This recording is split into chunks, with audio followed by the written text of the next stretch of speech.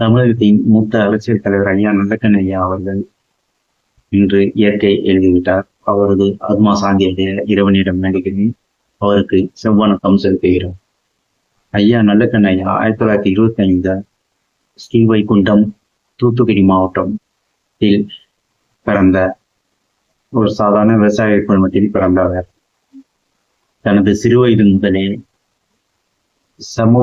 சமத்துவ ஈடுபாடும் சமூக மாற்றத்தின் கம்யூனிஸ்ட் கொள்கையின் ஈடுபாடு கொண்டவர். தனது 18 வயதில் 2000 நெல் மூட்டைகளை பதுக்கி வைத்திருந்ததை பற்றி பத்திரிகையில் ஜனசக்தி பத்திரிகையில் எழுதி அதை கலெக்டர் மூலம் நடவடிக்கை எடுத்தவர். அதன் பிறகு கம்யூனிஸ்ட் கொள்கையின் ஈடுபாடால்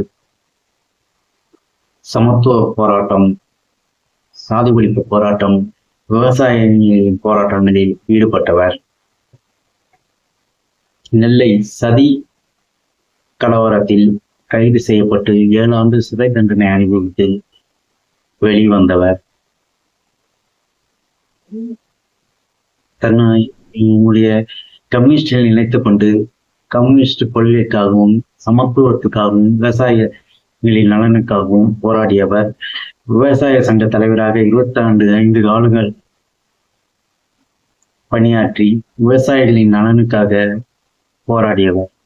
தனது 80வது பிறந்த நாளில் கட்சி சார்பாக 1 கோடி ரூபாய் கொடுத்த நிதியை திரும்பவும் கட்சிக்கே கொடுத்து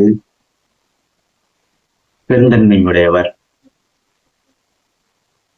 தனது எளிமையான வாழ்க்கை முறையை பின்பற்றியவர். தனது கடைசி காலத்தில் சிகிச்சைக்கு கூட அரசு மருத்துவமனையை நாடி அரசு மருத்துவமனையில் இன்று உயிரிழந்தவர். இதுவே அவருடைய எளிமையின் எடுத்துக்காட்டு, அவருடைய அரசியல் நேர்மையின் எடுத்துக்காட்டு. அரசியலிலும் பொது வாழ்விலும் ஈடுபடும் இளைஞர்கள் அவரது வாழ்க்கை வரலாற்றையும் அவரது அரசியல் வரலாற்றையும் படித்து அவரது எளிமையையும் நேர்மையையும் பின்பற்றி அரசியலில் அவரை பின்பற்றி அரசியலில் ஈடுபட்டு மக்களுக்கு சேவை செய்ய வேண்டும் என கேட்டுக்கொள்கிறோம். அவருக்கு வீர வணக்கம், செவ்வணக்கம் செலுத்துவோம். தமிழக மக்கள் சார்பாக செவ்வணக்கம் செலுத்துவோம்.